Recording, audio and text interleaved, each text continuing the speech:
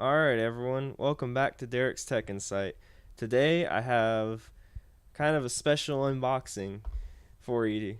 It's the Panasonic G7. I bought it used off of Amazon, so it's not going to come in brand new packaging, but it should be pretty close to as good as new. That's kind of all I could get, but it should help bring my channel to the next level. It's got 4K video recording, 1080p at 60 FPS, all kinds of photo features. It's got more knobs and buttons than I probably know what to do with, but anyways.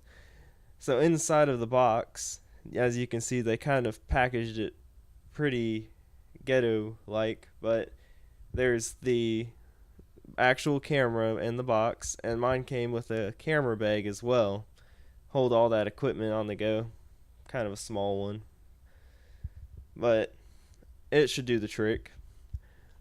And the box actually on mine is a little damaged. That's why it was sold as used, but it's actually never been used, believe it or not.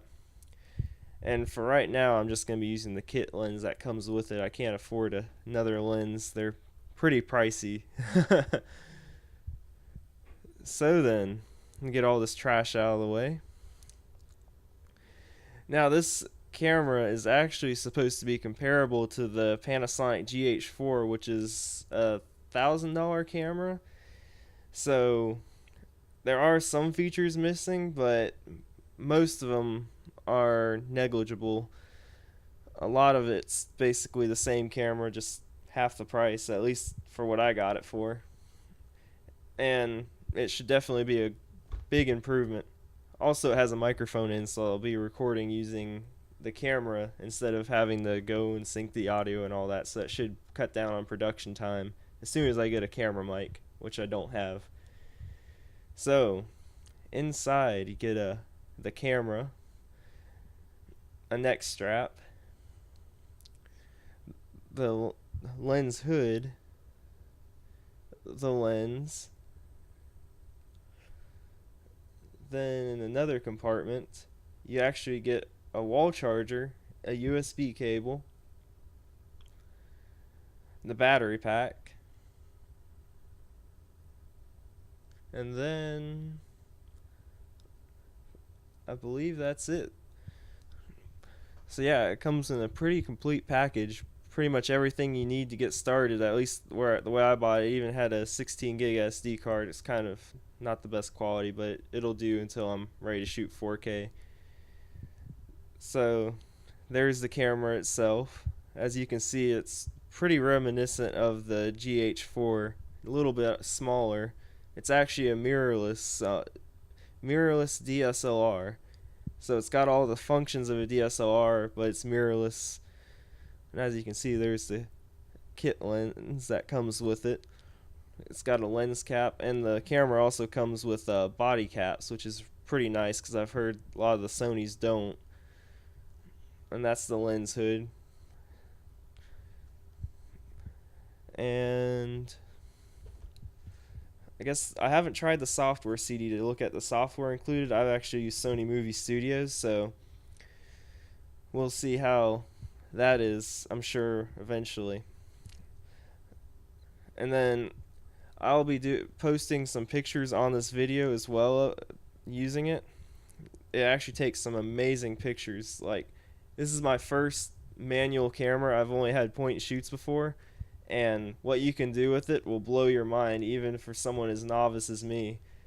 You just don't get intimidated by all the knobs and buttons because it sure has a bunch. And there's the charger. As you can see, it's kind of bulky, but it gets the job done, and at least you don't have to charge it in the camera, which I've heard of some of the other cameras in this price range you have to, which would be a big bummer. Now the battery life is supposedly between 1 to 2 hours of continuous shooting, but I used it for, gosh, quite a while. I'd say about an hour and a half or so, and never had any. I haven't even had the battery go down a single bar yet, so I'd say it's decent battery life, not as good as the GH4 according to other sites. So that's all the accessories included and everything out of all the packaging. By the way, it does take a kind of a specialized USB cable. The ends are a little odd on it, so don't lose that because a normal micro USB cable will not work. There's that little SD card I was mentioning before. And now for the camera itself. Let me get it back in frame. Alright, as you can see, it's got lots of knobs and buttons on it. It's pretty intimidating for someone who's never touched a manual camera, but as far as I can tell, a lot of the modes are pretty self-explanatory. I've done a little, I guess, reading in some textbooks on how to actually use the settings, so I kind of messed around with it for a while. And as you can see, the screen actually flips out to touch screen. You can flip it around to the front so you can see yourself recording. It's actually pretty nice. The color on the screen is fantastic. I've never seen a LCD so crisp, and the viewfinder is pretty crisp as well. As you can see, there's a focusing mode knob. The only downside to the way this camera is that at the bottom when it's on a tripod, in order to eject the SD card or the battery, you have to remove it from the mount. So that's something to keep in mind for sure. It can be kind of inconvenient if you run out of battery partway through. Alright, so here are some pictures I took with the G7. I was using manual focus mode, and I believe I was letting it adjust all the aperture and everything, but just using the focus mode and everything yielded some awesome shots. I have never used a camera with any manual settings on it, and the results are phenomenal. You can just get details and shots of things you never thought were possible. And I actually have a new favorite hobby now that I got that. It's pretty cool. Alright, thank you guys for watching my video. Please like it if you liked it, and subscribe if you want to see some more content.